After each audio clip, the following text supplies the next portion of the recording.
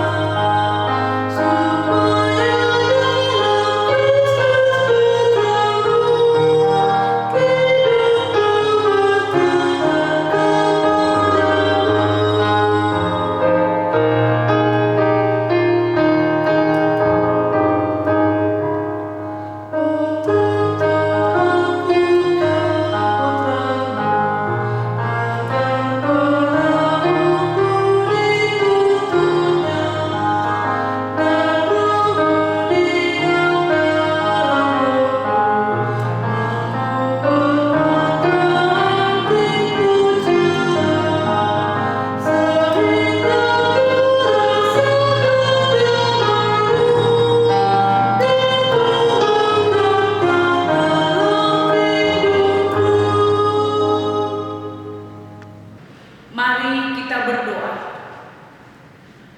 Allah Bapa yang Maha Besar, kami patut mengucap puji dan syukur kepadamu Tuhan, karena kasih setia-Mu, karena kebaikan-Mu dalam kehidupan kami, hingga saat ini kami menikmati berkat-Mu lewat napas kehidupan. Terima kasih Allah Bapa yang baik, sebentar kami akan memulai ibadah ini.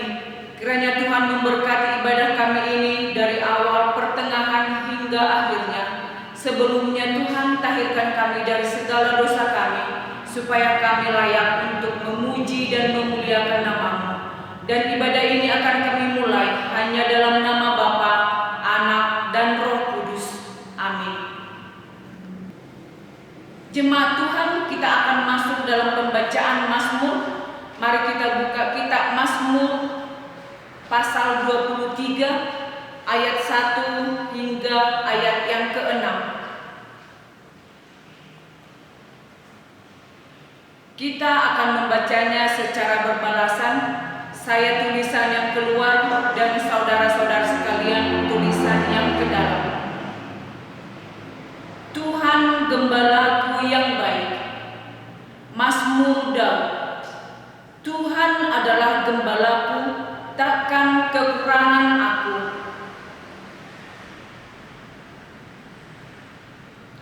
Ia membimbing aku ke air yang tenang. Ia menuntun aku di jalan yang benar. Sekalipun aku berjalan dalam lembah kekelaman, sebab Engkau besertaku. Engkau menyediakan hidangan bagiku.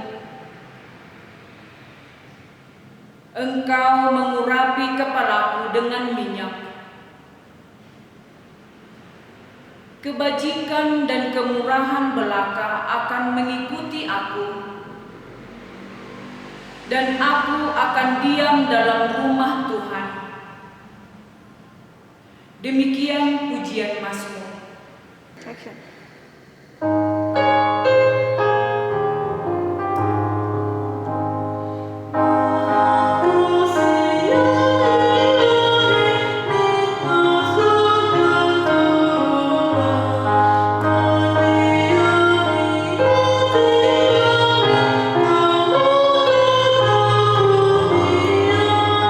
Yesus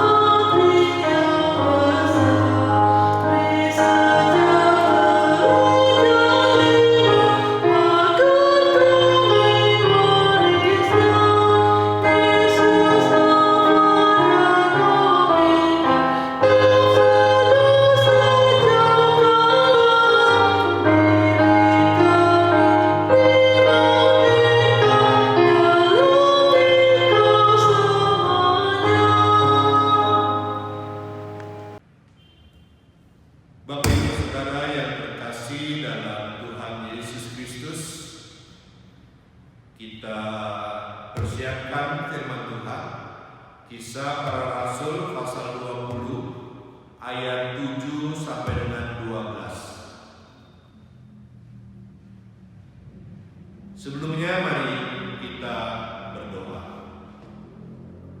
Terpujilah Allah yang Maha Pengasih dan Penyayang. Jikalau kami ada sebagaimana adanya di malam hari ini, terangilah hati pikiran kami dan kuasa Roh-Mu yang menuntut kami pada pengertian akan kehendak-Mu, lalu mampu menyatakannya di tengah hidup beriman yang Tuhan percayakan. Bersabdalah ya Bapa, karena kami sedia mendengarkan. Amin. Kisah Para Rasul pasal 20 ayat 7 sampai dengan 12. Jemaat kami undang untuk berdiri untuk bersama kita mendengarkan firman Tuhan dan kita membacanya bersama-sama. Lembaga Alkitab Indonesia memberi judul dari Makedonia Terkeras ayat 7. Pada hari pertama dalam minggu itu, ketika kami berkumpul untuk memecah-mecahkan roti, Paulus berbicara dengan saudara-saudara di situ, karena ia bermaksud untuk berangkat pada keesokan harinya. Pembicaraan itu berlangsung sampai tengah malam. Di ruang atas di mana kami berkumpul dinyalakan banyak lampu. Seorang muda bernama Oetikus duduk di jendela. Karena Paulus amat lama berbicara, orang muda itu tidak dapat menahan kantuknya. Akhirnya ia tertidur lelap dan jatuh dari tingkat ketiga ke bawah. Ketika ia diangkat orang, ia sudah mati. Tetapi Paulus turun ke bawah. Ia merebahkan diri ke atas orang muda itu, mendekapnya dan berkata, "Jangan ribut, sebab ia masih hidup." Setelah kembali di ruang atas, Paulus memecah-mecahkan roti lalu makan. Habis makan masih lama ia berbicara sampai fajar menyingsing. Kemudian ia berangkat. Sementara itu mereka mengantar orang muda itu hidup ke rumahnya dan mereka semua merasa sangat terhibur. Sampai demikian jauh firman Tuhan yang berbahagia kita yang membaca dan melakukannya di tengah kehidupan hari lepas hari. Haleluya.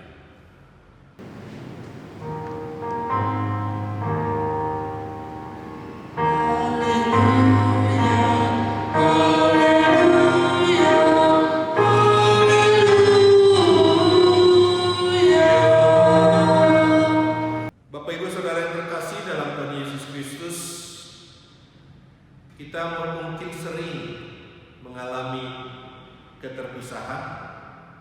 Kita mungkin sering mengikuti acara perpisahan. Tapi kita juga mungkin mengalami hal yang namanya harus berpisah. Entah itu kita pergi atau kita ditinggalkan. Suasana apa yang ada di dalamnya? Tentu suasananya sedih. Suasananya tidak lagi dalam tawa karena akan mengalami perpisahan. Bapak Ibu Saudara, itu hal yang wajar. Tapi bagaimana cara menghibur orang-orang yang ditinggalkan itu menjadi satu cara yang harus dipikirkan dengan baik. Ketika ada hal-hal yang karena kita, maka orang itu pun harus mengalami perpisahan. Tapi bagaimana membuat orang itu tidak menjadi sedih, tapi terhibur dengan apa yang kita akan lakukan. Bagaimana kehadiran seorang pelayan ketika dia ada dalam satu komunitas atau persekutuan? Apakah dia hanya mau didengar? Apakah dia hanya mau diikuti?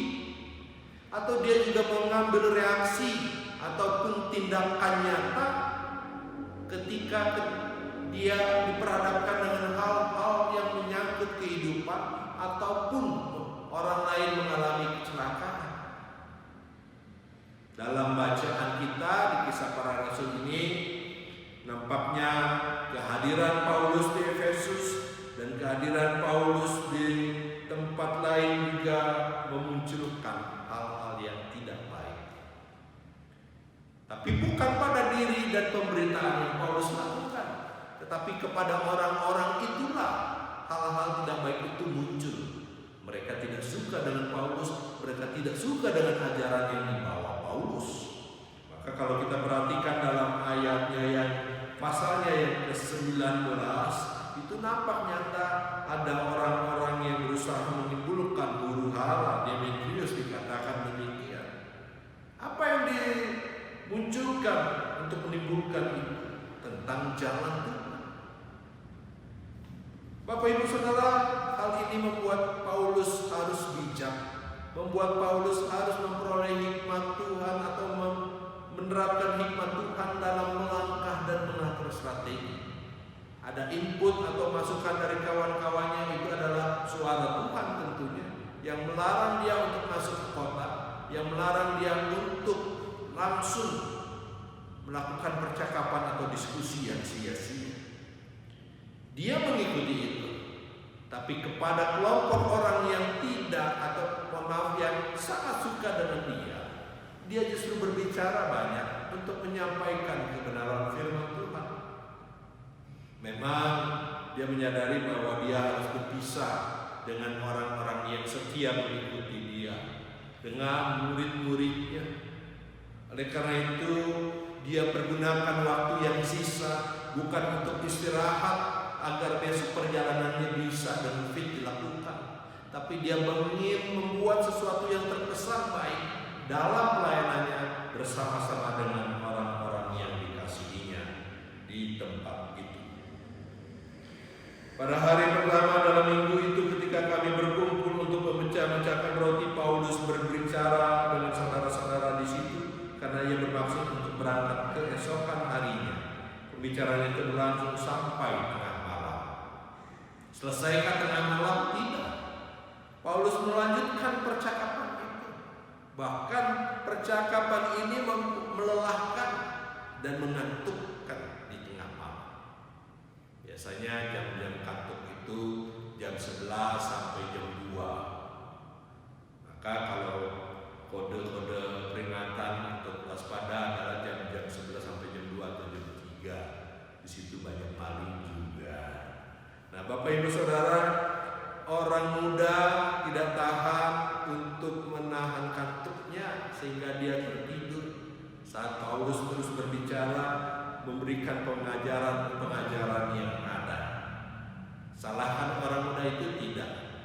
Salahnya dia cari posisi duduknya yang salah, sehingga dia jatuh dari lantai 3 ke bawah dan dinyatakan mati. Apakah Paulus berdiam diri saja melanjutkan pengajarannya? Tidak. Apakah Paulus mengutus orang untuk melihat bagaimana anak muda itu? Tidak juga.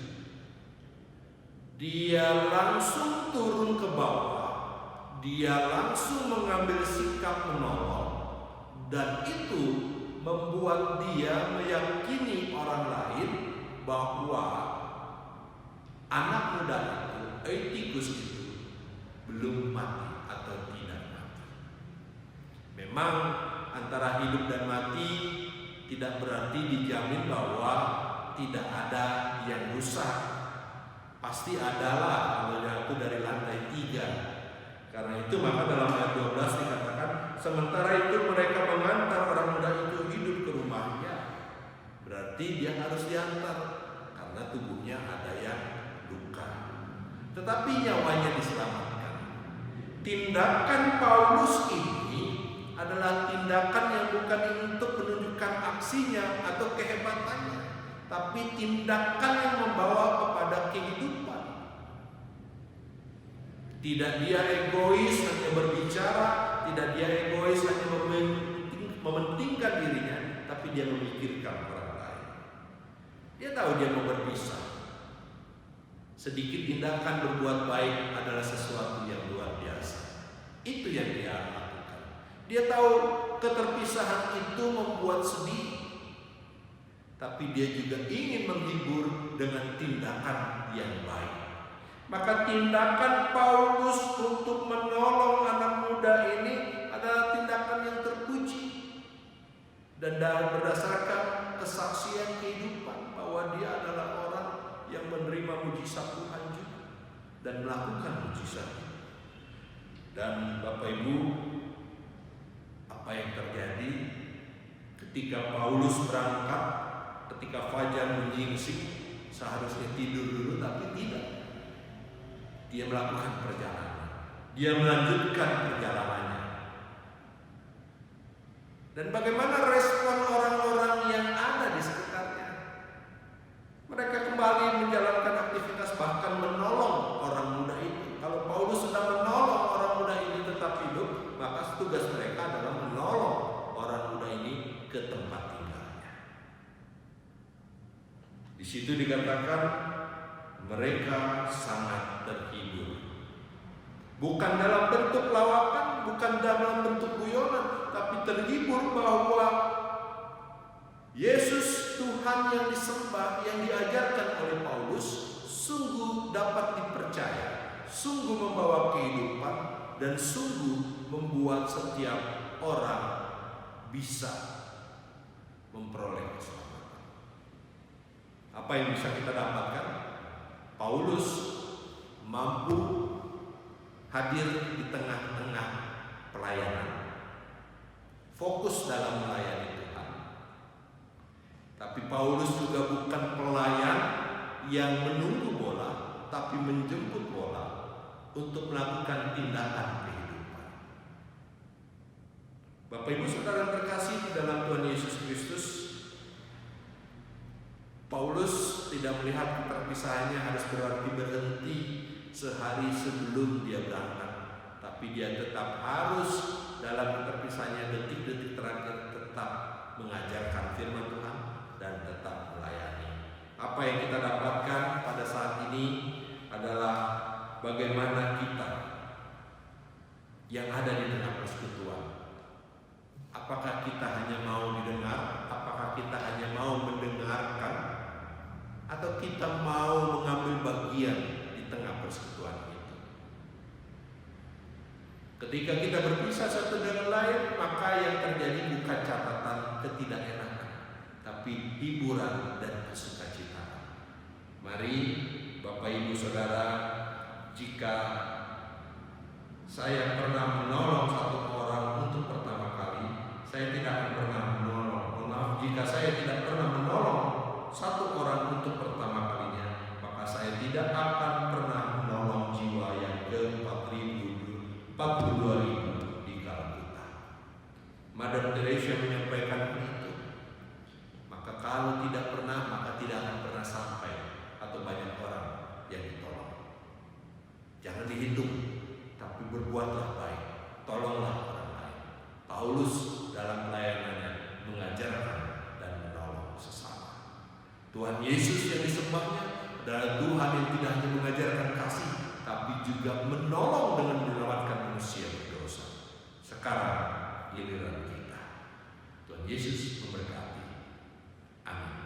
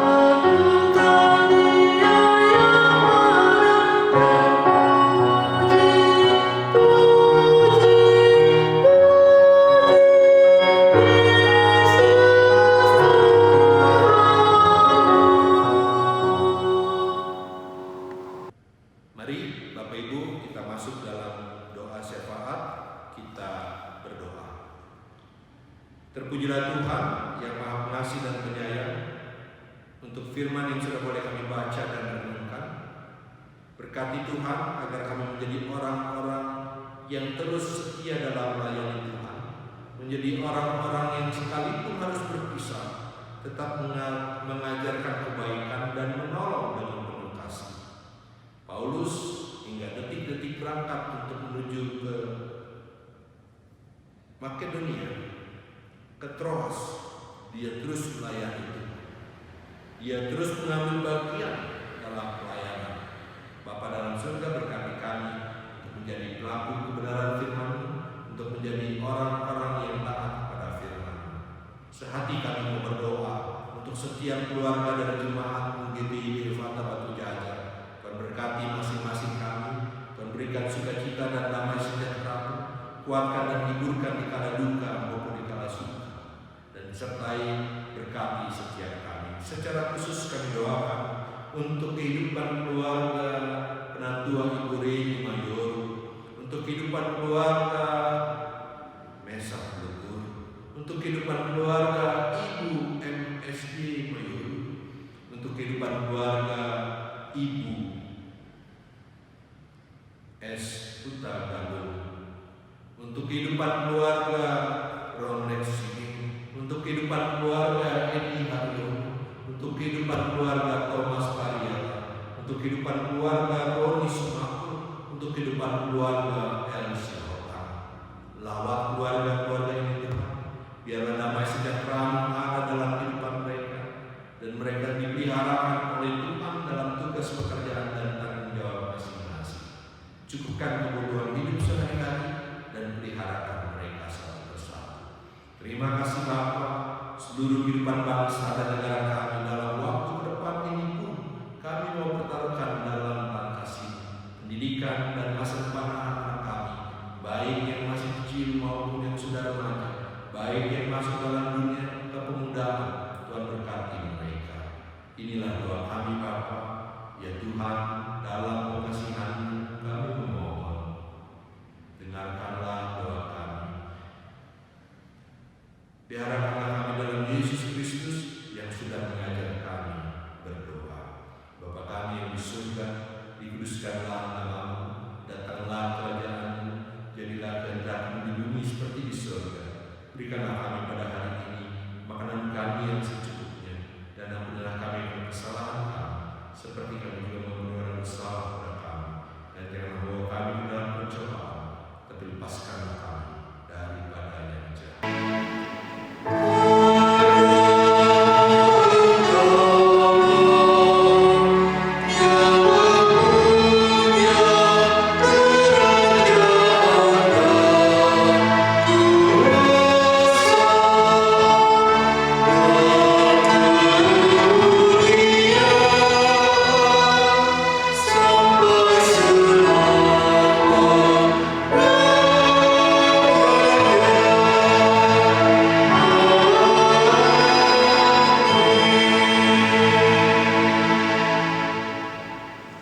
Jemaat Tuhan, mari menyatakan syukur karena kebaikan dan pemeliharaan Tuhan yang begitu ajaib adalah kesempatan untuk bersaksi pada dunia tentang siapa Tuhan itu.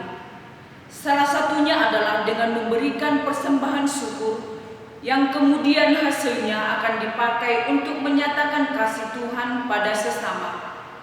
Marilah dengan sukacita melakukannya dalam rangka cinta kita bagi pekerjaan Tuhan di dunia ini.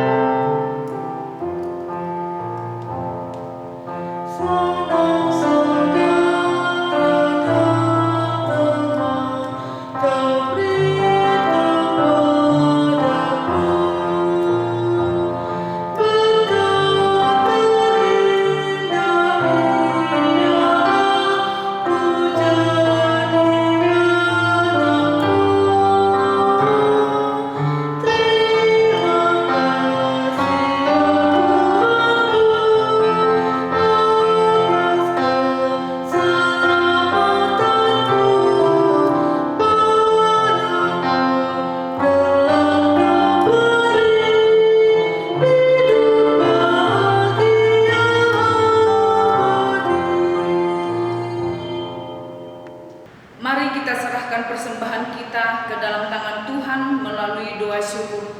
Mari kita berdoa. Allah Bapa yang Maha Baik, kami bersyukur pada saat ini Tuhan, kami boleh melakukan ibadah ini. Melalui ibadah ini Tuhan, kami boleh memberikan sebagian dari yang kami punya sebagai persembahan syukur kami. Kami tahu Bapa, persembahan yang kami berikan tidak sesuai dan tidak layak. Namun karena kehendak-Mu Tuhan, karena kebaikan-Mu, kami akan memberikan itu. Layakkan persembahan kami ini Tuhan. Dan kiranya Tuhan mengajarkan kami untuk selalu memberi dengan sukacita. Karena melalui sukacita kami Tuhan, Tuhan akan memberkati kehidupan kami. Terima kasih Bapa di sorga, berkati juga yang masih ada pada kami untuk membekali kehidupan kami sehari-hari. Inilah doa ungkapan syukur kami Bapa. Amin. Tuhan, mari kita berdiri. Jemaat, kembalilah dalam kehidupan masing-masing. Biarlah hikmat Tuhan menuntun kita. Biarlah hikmat Tuhan menuntun kita untuk senantiasa menjadi orang-orang yang takut akan Tuhan dan dengan segala kehendak hati dituntun oleh Tuhan.